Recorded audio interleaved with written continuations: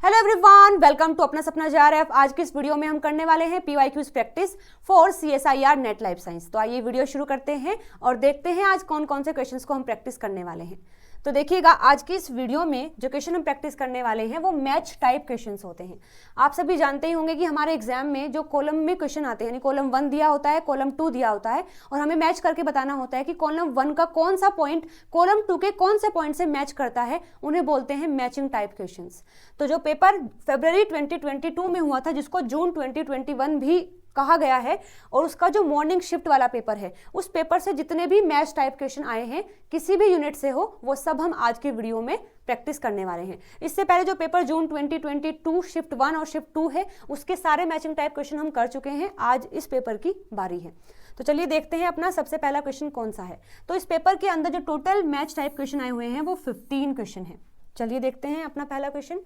तो the table below list the biochemical characteristics of protein and experimental procedures used to determine them.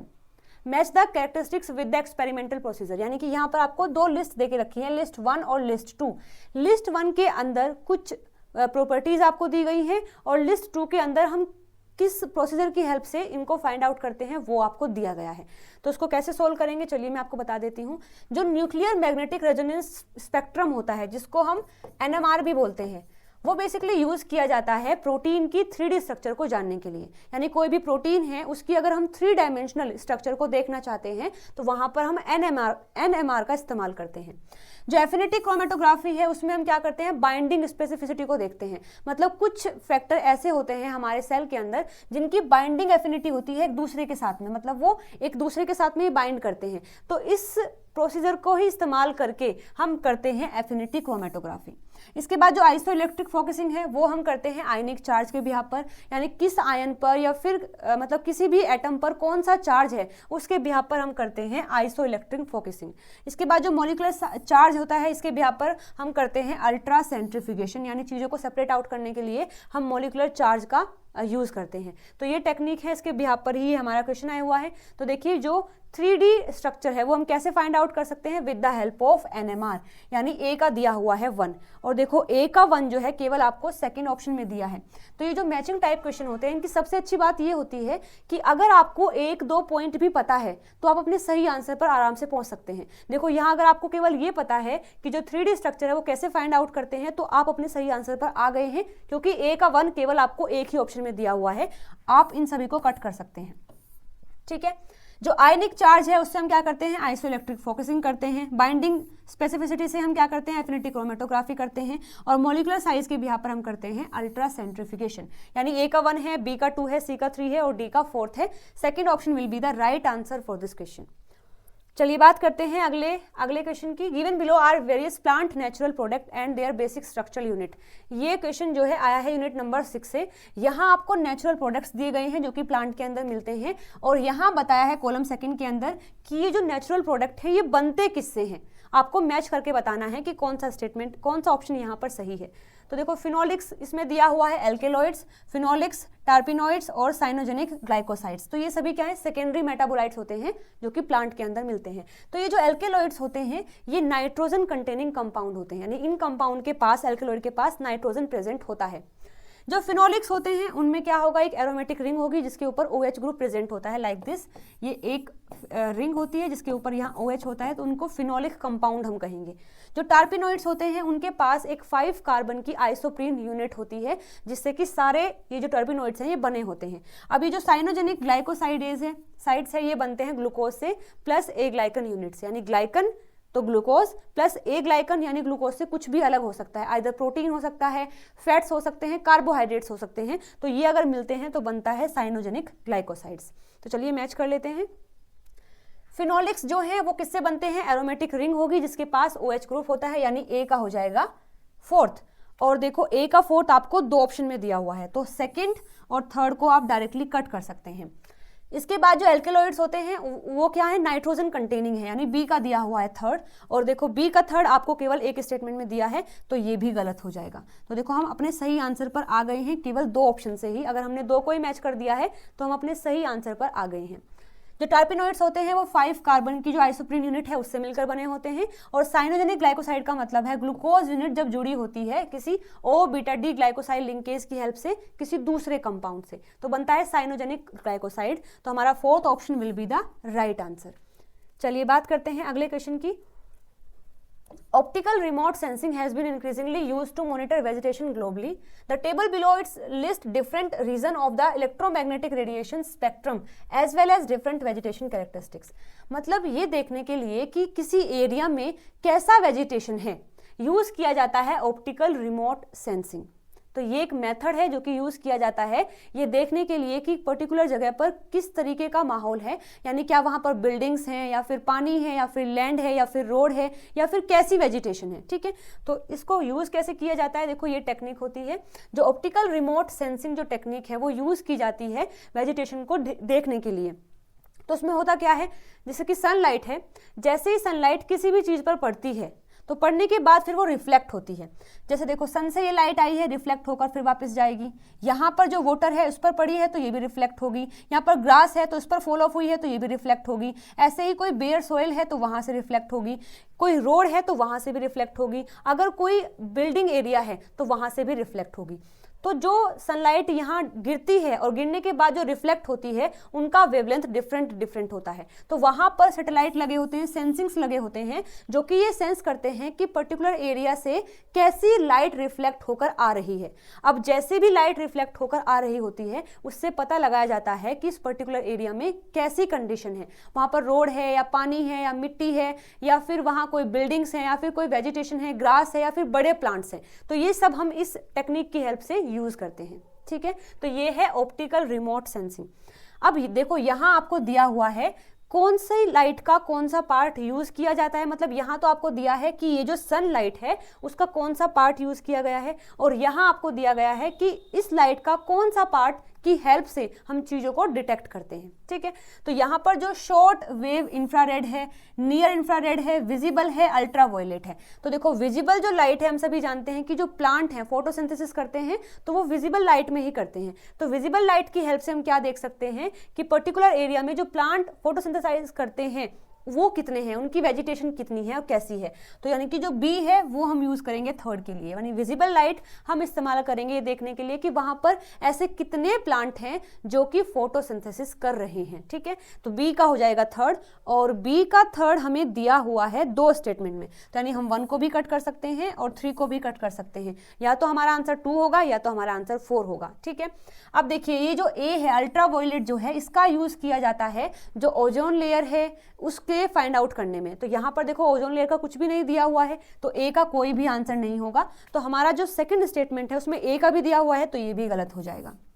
ठीक है, B का third है और सी का सेकंड है। यहाँ पर जो नियर इंफ्रारेड्स होती हैं वो इस्तेमाल की जाती हैं फोलिएज डेंसिटी को देखने के लिए। फोलिएज का मतलब होता है कि कितना घना जंगल है, फिर कितनी घनी वेजिटेशन वहाँ पर प्रेजेंट है। ठीक है, तो इसके लिए नियर इंफ्रारेड इस्तेमाल की जाती हैं। और जो शॉर्ट वेव इंफ्रारेड होती हैं वो प्लांट और वाटर का कंटेंट कितना है पर्टिकुलर एरिया में उसको देखने के लिए इस्तेमाल किया जाता है, यानी कि फोर्थ ऑप्शन यहाँ पर हमारा सही आंसर हो जाएगा इस क्वेश्चन के लिए। चलिए बात करते हैं अगले क्वेश्चन की। The table given below list the conservation areas and the major group of organisms that they are best known for। यहाँ आपको दिया है ऐसा एरिया जिसके अंदर जो प्लांट्स होते हैं, एनिमल्स होते हैं, उनको रखा जाता है, प्रोटेक्ट किया जाता है। और यहाँ दिया गया है ऑर्गेनिज्म, यानी कौन से एरिया में कौन सा ऑर्गेनिज्म ज़्यादा रखा जाता है, यानी डोमिनेट करता है, तो ये आपको बताना है। चलिए इसके बारे में भी मैं आपको एक बार बता देती हूँ। जो भेगमारा वाइल्ड लाइफ सेंचुरी है उसके अंदर मिलते हैं नेपेंथीज, मतलब और भी मिलते हैं लेकिन जो सबसे ज़्यादा देखने को मिलते हैं वो नेपेंथीज हैं। इसके बाद जो नेशनल चैम्बल सेंचुरी है उसके अंदर मिलते हैं घड़ियाल्स। जो हेमिस नेशनल पार्क है उसके अंदर मिलते हैं स्नो लेपर्ड्स। जो नोकरेक नेशनल पार्क है उसके अंदर मिलते हैं एंडेमिक सिट्रस स्पीसीज। और जो कि सीसा सेंचुरी है उसके अंदर मिलते हैं ऑर्किड्स। ठीक है, तो ये टेबल आपको कंप्लीट लर्न करनी होगी। ठीक है, तो बताइए इतना करने पर आपको कितनी चीज़ें याद हुई है। मुझे एक तो सीसा हो गया है कि सीसा में ऑर्किड मिलता है, एक मुझे याद हुआ है कि हेमिस नेशनल पार्क जो है वो स्नो लेपर्ड में मिलता है, जो नोकरेक है वो एंडेमिक सिट्रस स्पीसीज। ठीक है, चलिए इसके भी पर ही हम मैच करते हैं। सबसे पहले मुझे याद हुआ है कि जो सीसा है वो मिलता है ऑर्किड में, तो सीसा यानी डी का हो जाएगा 1। अब देखो मैं क्या इससे पहुंच सकती हूँ। हो भाई मैं बिल्कुल पहुंच गई हूँ अपने सही स्टेटमेंट पे। ठीक है, तो यहाँ पर जो सेकंड स्टेटमेंट है ये बिल्कुल सही हो जाएगा। डी का क्या होगा 1, और डी का 1 देखो आपको केवल एक में ही दिया हुआ है, ठीक है।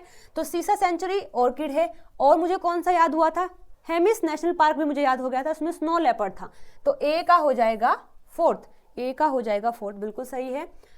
नोकरेक भी मुझे याद हुआ था, नोकरेक में था एंडेमिक सिट्रस स्पीसीज, यानी कि सी का हो जाएगा 5th, तो सी का 5th ही है।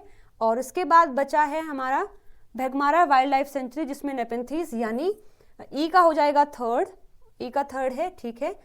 और कौन सा बचा है, चंबल सेंचुरी, इसमें मिलते हैं घड़ियाल, यानी कि बी का हो जाएगा 2nd। तो second option will be the right answer for this question. चलिए बात करते हैं अगले क्वेश्चन की। इसमें दिया है some cellular and extra cellular protein are in list 1 and their typical character are in list in the second 2। यहाँ पर आपको कुछ प्रोटीन दिए गए हैं जो सेल के अंदर भी मिलते हैं, सेल के बाहर भी मिल सकते हैं, और लिस्ट 2 के अंदर आपको दिया है कि उनका कैरेक्टर क्या है, यानी कौन सा पॉइंट किससे मैच करता है ये आपको बताना है। तो यहाँ पर नीडोजन के बारे में बात की है, फाइब्रोनेक्टिन के बारे में बात की है, इंटीग्रिन के बारे में बात की है, और विमेंटिन के बारे में बात की है। चलिए एक बार मैच कर लेते हैं, देख लेते हैं।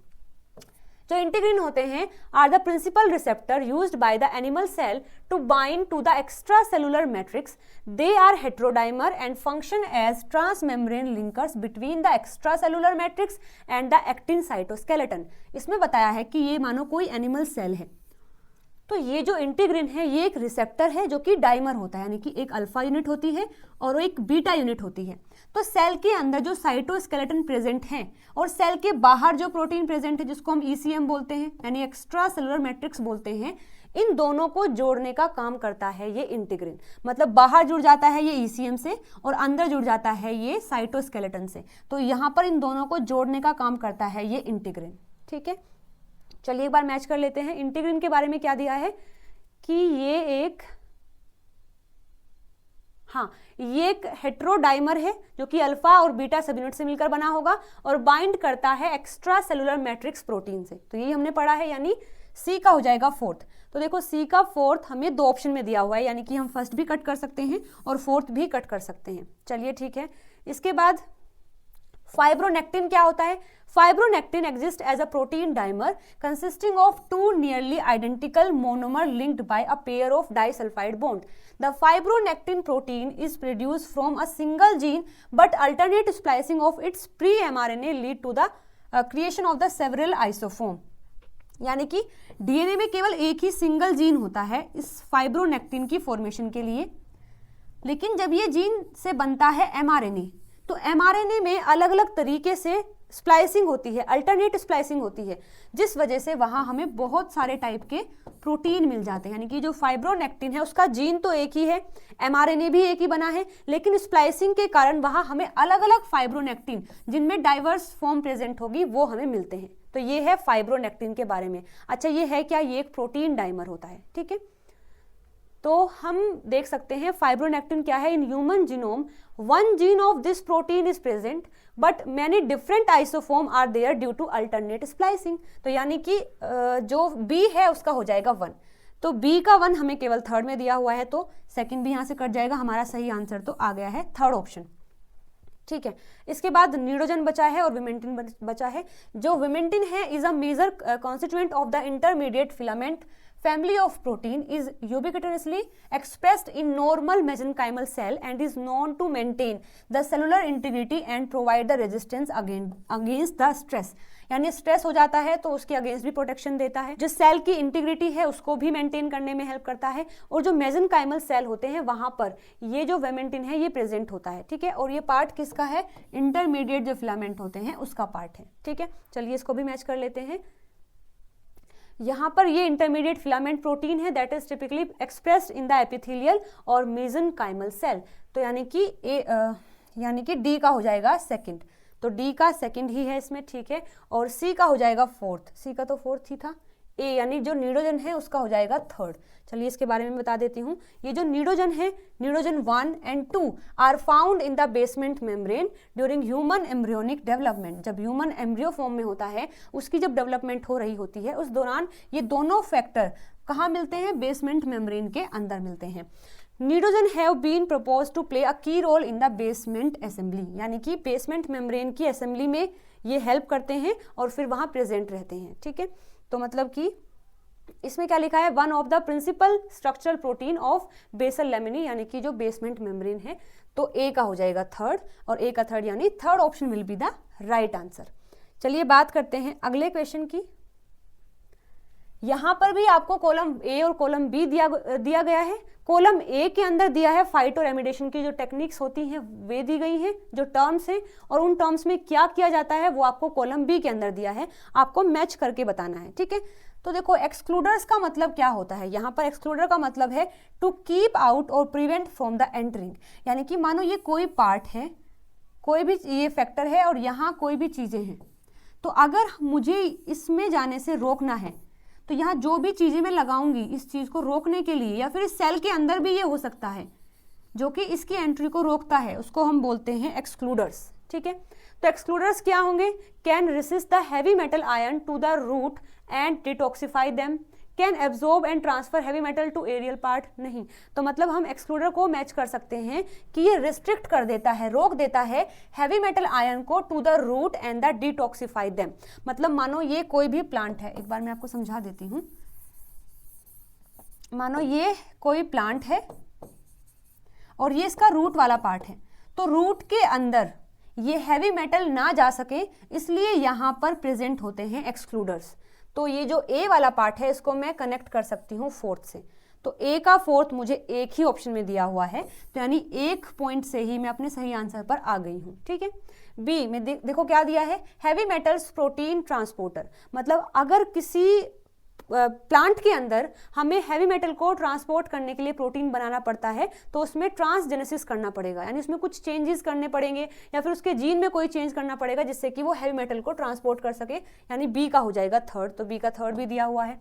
देखिए सी क्या है, हाइपर एक्यूमुलेटर्स।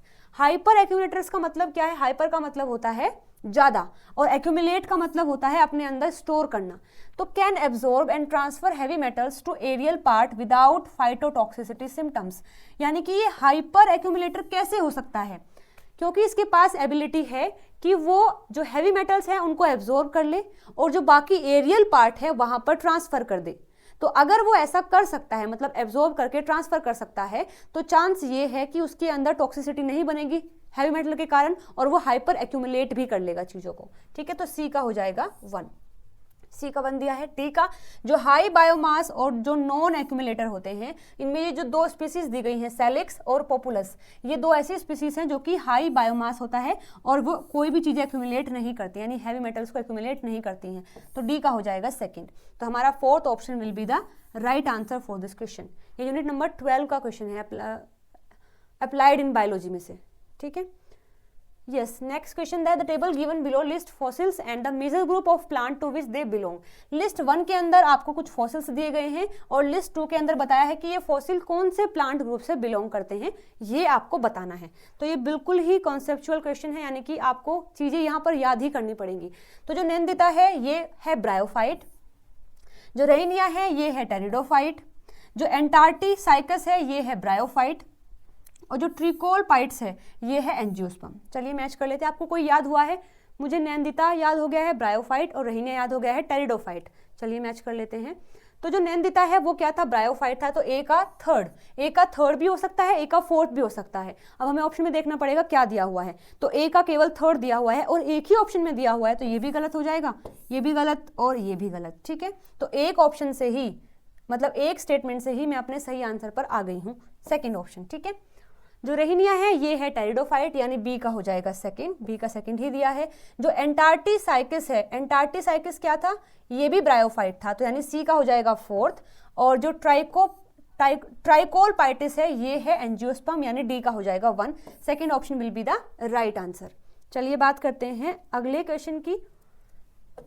यहां पर आपको दिया है डिजीज कॉजिंग ऑर्गेनिज्म, लिस्ट 2 के अंदर है, और लिस्ट 1 के अंदर राइस के अंदर ये जो ऑर्गेनिज्म है कौन से डिजीज को कॉज करते हैं उसका नाम दिया गया है। और ये सारी डिजीज जो है राइस के अंदर ही मिलती है, यानी जो बैक्टीरियल ब्लाइट है in rice, grain rot in rice, sheath blight in rice, leaf smart in rice, downy mildew in rice. करता कौन है ये आपको बताना है, ठीक है। तो यहाँ पर जो बैक्टीरियल ब्लाइट है ये किसने कॉज किया है, जेंथोमोनाज ओराइजी जो एक बैक्टीरिया है ये कॉज करता है bacterial blight in the rice. इसके बाद जो ग्रेन रोट है इन राइस के अंदर ये कॉज करता है बुरखोल्डेरिया ग्लूमेक, बुरखोल्डेरिया ग्लूमेक। जो शीत ब्लाइट है ये किसने कॉज किया है, ये राइजोक्टोनिया सोलेनाई ने कॉज किया है। जो लीफ स्मट है इन द राइस ये कॉज किया है एंटाइलोमा ओराइजी ने, और जो डाउनी मिल्ड्यू है ये कॉज किया है स्क्लेरोप्थोरा मैक्रोस्पोरा ने। ठीक है, तो कितना याद हुआ है मुझे, एक तो बैक्टीरियल याद हो गया है और एक मुझे याद हुआ है डाउनी मिल्ड्यू। ठीक है, चलिए एक बार मैच कर लेते हैं। बैक्टीरियल ब्लाइट कौन कॉज करता है, जेंथोमोनाज ओराइजी, यानी ए का हो जाएगा थर्ड, और ए का थर्ड मुझे दो ऑप्शन में दिया हुआ है, यानी फर्स्ट और थर्ड को मैं कट कर सकती हूँ। डाउनी मिल्ड्यू किसने कॉज किया था, डाउनी मिल्ड्यू किया था स्क्लेरोप्थेरा मैक्रोस्पोरा ने, यानी ई का हो जाएगा फोर्थ, और ई का फोर्थ मुझे दिया है केवल फोर्थ ऑप्शन में, तो सेकंड को भी मैं कट कर सकती हूँ, यानी मेरा सही आंसर है इस क्वेश्चन के लिए फोर्थ ऑप्शन। ठीक है, ग्रेन रोट किसने कॉज किया है, एक बार मैं बी का फिफ्थ, ग्रेन रोट किया है बुरखोल्डेरिया गुलमेक ने, यानी बी का हो जाएगा फिफ्थ। ठीक है, शीत ब्लाइट किसने कॉज किया है, ये किया है राइजोक्टोनिया ने, और जो लीफ स्मट है ये कॉज किया है एंटाइलोमा ओराइजी ने, यानी fourth option will be the right answer. चलिए बात करते हैं अगले क्वेश्चन की। यहाँ पर आपको given below are the various protein cleaving reagent and their recognition site. List 1 के अंदर आपको कुछ एंजाइम्स दिए गए हैं, या फिर प्रोटीएज बोल लीजिए क्योंकि ये प्रोटीन को डिग्रेड करते हैं। लिस्ट 2 के अंदर ये कहाँ डिग्रेड करते हैं वो आपको दिया हुआ है, मैच करके बताना है कि कौन सा ऑप्शन सही है। तो ये जो कैस्पेज होता है ये कट करता है जो एस्पार्टेट है और एलेनिन के बीच में। जो काइमोट्रिप्सिन है ये फिनाइल एलेनिन जो है उसके बाद कट करता है। जो CNBR है ये मिथ्योनिन और एलेनिन के बीच में कट करता है, और जो कि ट्रिप्सिन है ये आर्जिनिन, ये जो ग्लाइसिन होती है वहां पर कट करता है। ठीक है, तो चलिए एक बार मैच कर लेते हैं। काइमोट्रिप्सिन मुझे याद हो गया है, और एक याद हुआ है मुझे CNBR मिथ्योनिन वाला। ठीक है, चलिए मैच करते हैं। तो काइमोट्रिप्सिन में क्या था, फिनाइल एलेनिन और एलेनिन के बीच में, यानी डी का हो जाएगा सेकंड, और डी का सेकंड मुझे एक ही ऑप्शन में मिला है, यानी ये सारे कट कर सकती हूँ, मेरा सही आंसर तो आ गया है। ठीक है, ओके, एक मुझे CNBR याद हुआ था जो कि मिथ्योनिन के बीच में था, यानी कि ए का हो जाएगा थर्ड, ए का थर्ड ही है। बी का फोर्थ यानी आर्जिनिन और ग्लाइसिन, और कैस्पेज क्या था, एस्पार्टेट एंड एलेनिन, यानी कि fourth option will be the right answer. ठीक है, चलिए बात करते हैं अगले क्वेश्चन की। यहाँ पर आपको कॉलम 1 कॉलम 2 दिया गया है।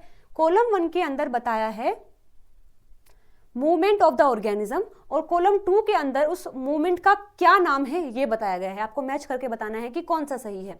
देखिए, ए में लिखा है silk moth fly at an angle perpendicular to the direction of the wind to pick up a scent trail, यानी कि कोई भी सिल्क मोथ है जो कि हवा में उड़ रहा है किसी चीज को पकड़ने के लिए, और वो हवा के साथ में कुछ एंगल बनाकर चलता है, तो ऐसे मूवमेंट को आप क्या कहेंगे। तो देखो, ऐसे मूवमेंट को हम बोलते हैं मीनोटैक्सिक, यानी कि इस तरीके से मूवमेंट जो कि नेचुरल चीजों से कोई एंगल बनाकर उसका हेल्प लेकर वो मूव करते हैं, तो उसको नीमोटैक्सिक बोलते हैं।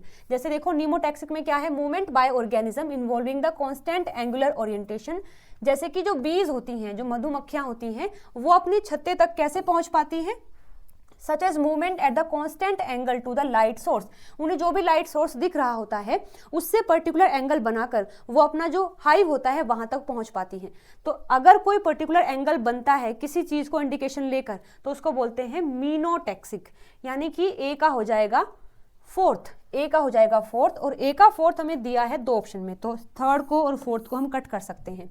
इसके बाद bacteria burrow down into mud in the northern hemisphere in response to the earth magnetic field, यानी कि बैक्टीरिया जो है अर्थ में नीचे जाता है किस चीज का इस्तेमाल करके, जो कि अर्थ का मैग्नेटिक फील्ड है। तो ये तो नाम से इंडिकेशन है मैग्नेटोटैक्सिक, मैग्नेटोटैक्सिक इसमें वो इस्तेमाल करेगा, इस मूवमेंट को हम मैग्नेटोटैक्सिक बोलते हैं, यानी बी का हो जाएगा थर्ड।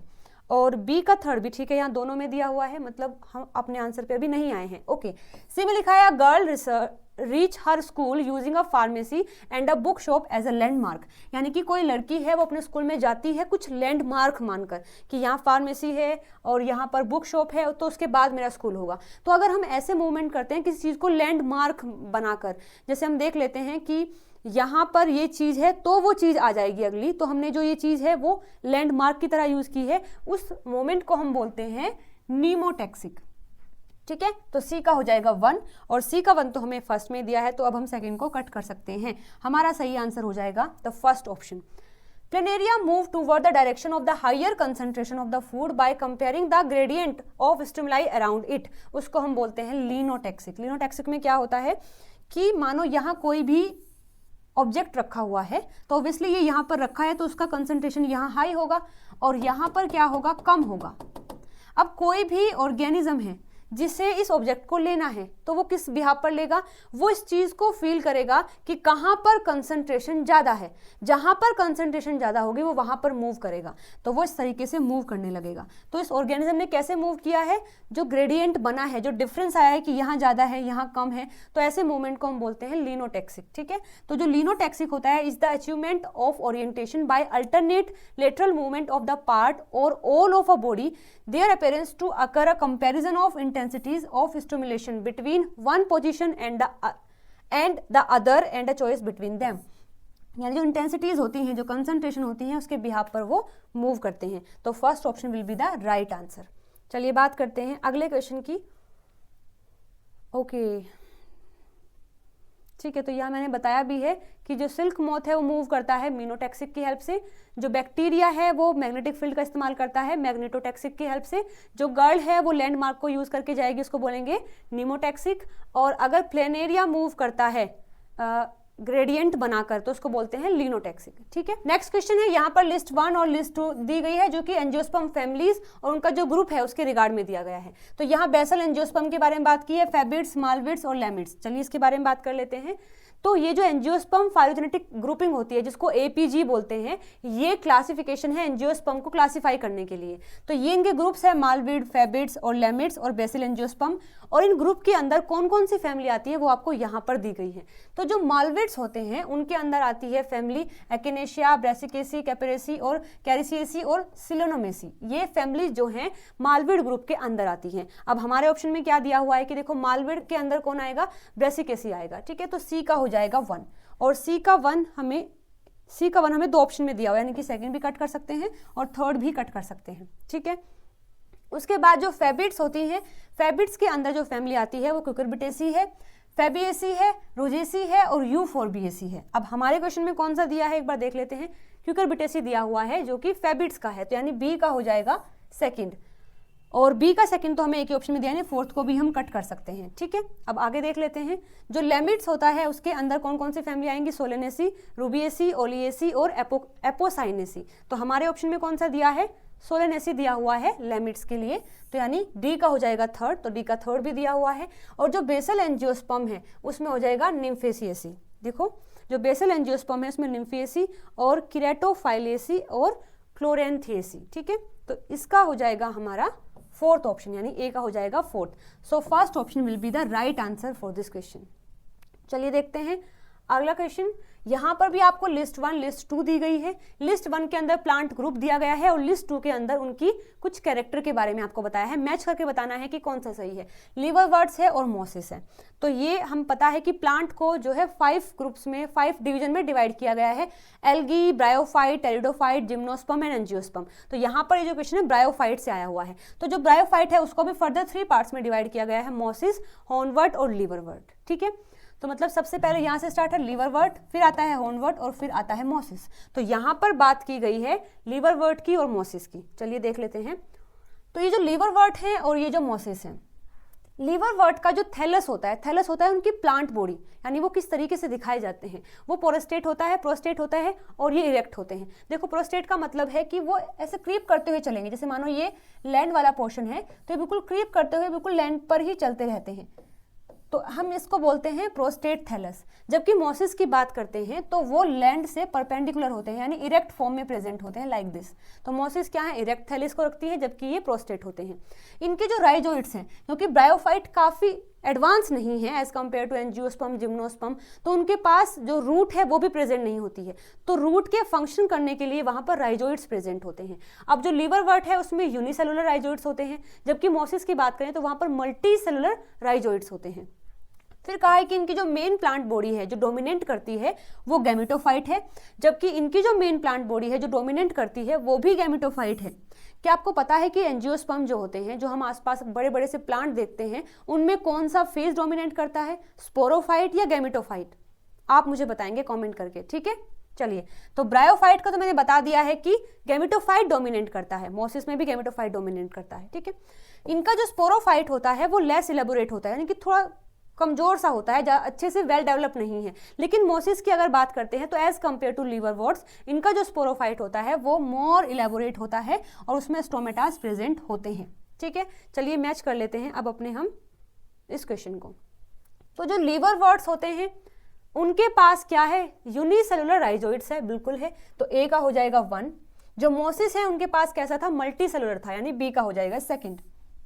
तो ए का 1 है और बी का 2 है, ठीक है। इसके बाद जो स्टोमेटा है किस में प्रेजेंट होते हैं, स्टोमेटा ऑफ स्पोरोफाइट हमने देखा है मोसिस में प्रेजेंट होते हैं, तो बी का 4th भी हो जाएगा। और गैमेटोफाइट डोमिनेंट तो सभी में है, लीवरवर्ट्स में भी है और मोसिस में भी है, तो मोसिस को भी हम इससे मैच कर सकते हैं। प्रेजेंस ऑफ द पारिनोइड्स, देखो ये कैरेक्टर जो है ये होता है लीवरवर्ट्स का, इन दोनों का कैरेक्टर ये नहीं है, तो हम इसको इंक्लूड नहीं करेंगे, ठीक है। जो लीवरवर्ट्स है उसमें भी डोमिनेंट होता है गैमेटोफाइट, यानी ए का कौन कौन सा है, ए का 1st है और ए का 5th है, ए का 1st है और ए का 5th है। और बी की अगर बात करें तो बी का 2nd है, बी का 4th है और 5th है, तो बी का 2nd है, 4th है और 5th है, तो यानी हमारा जो सही स्टेटमेंट है, सही ऑप्शन है वो 4th हो जाएगा। ए का 1, ए का 5th बिल्कुल सही है, बी का 2nd, बी का 4th और बी का 5th, यानी कि 4th option will be the right answer. Next question है लिस्ट 1 और लिस्ट 2 आपको यहाँ पर दिया गया है। देखिए लिस्ट 1 के अंदर और लिस्ट 2 में क्या दिया है, यहाँ आपको बताया है टाइप्स ऑफ एक्सट्रीमोफाइल्स, यानी ऐसे ऑर्गेनिज्म जो कि हाई कंडीशन में, एक्सट्रीम कंडीशन में भी सर्वाइव कर लेते हैं, और यहाँ बताया है कि कौन से इन्वायरमेंट में वो सर्वाइव करते हैं, ठीक है। तो चलिए इसका आंसर मैं आपको बता देती हूँ। जो साइक्रोफाइल्स होते हैं वो ऐसे ऑर्गेनिज्म हैं जो कि एक्सट्रीम कोल्ड टेम्परेचर पर भी सर्वाइव कर लेते हैं। जो हाइपरथर्मोफाइल्स होते हैं वो ऐसे ऑर्गेनिज्म हैं जो कि एक्सट्रीम हाई टेम्परेचर पर भी सर्वाइव कर लेते हैं। जो एल्केलीफाइल्स होते हैं वो ऐसे ऑर्गेनिज्म हैं जो कि हाई एल्केलाइन इन्वायरमेंट जो होता है, बेसिक कंडीशंस जो होती हैं वहां पर भी सर्वाइव कर लेते हैं। जो हाइपर पीजोफाइल्स होते हैं वो हाई प्रेशर पर सर्वाइव कर लेते हैं, और जो हेलोफाइल्स होते हैं वो हाई सैलिनिटी यानी कि जो सोल्ट कंडीशन होती है वहां पर भी सर्वाइव कर लेते हैं। तो चलिए एक बार मैच कर लेते हैं। जो साइक्रोफाइल्स होते हैं वो कहां सर्वाइव करेंगे, एक्सट्रीम कोल्ड टेम्परेचर पर, यानी ए का हो जाएगा 5th, और ए का 5th तो हमें तीन स्टेटमेंट में दिया हुआ है, यानी फर्स्ट को तो हम कट कर सकते हैं। Hyperthermophiles in the extreme high temperature, यानी बी का हो जाएगा 4th, तो बी के 4th से हमारे पास हमारा सही आंसर आ गया है, द 3rd ऑप्शन, ठीक है। एल्केलीफाइल क्या था, एल्केलीफाइल था जो कि हाई एल्केलाइन एनवायरनमेंट में ग्रो कर रहे थे, यानी सी का 3rd भी दिया हुआ है। हाइपर पीजोफाइल हाई प्रेशर पर, यानी कि डी का हो जाएगा 2nd, और हेलोफाइल्स हाई सैलिनिटी कंडीशन पर, यानी ई का हो जाएगा 1, यानी 3rd option will be the right answer for this question. So ये इस पेपर का लास्ट क्वेश्चन है जो कि यूनिट नंबर 5 यानी कि डेवलपमेंटल बायोलॉजी का एक क्वेश्चन है। ये आपको सोल्व करना है, अच्छे से रीड करना है, मैच करना है, और मैच करके मुझे कमेंट करके बताना है कि इसका सही आंसर क्या होगा, ठीक है। तो सारे क्वेश्चन हमने सोल्व कर लिए हैं। आई होप आपको ये वीडियो पसंद आई होगी। अगर पसंद आई है तो लाइक शेयर सब्सक्राइब जरूर से कर देना। अभी भी किसी भी क्वेश्चन में कोई भी डाउट है तो आप कमेंट करके मुझसे पूछ सकते हैं। मिलते हैं अगली वीडियो में नए क्वेश्चन के साथ में। Till then bye bye, take care.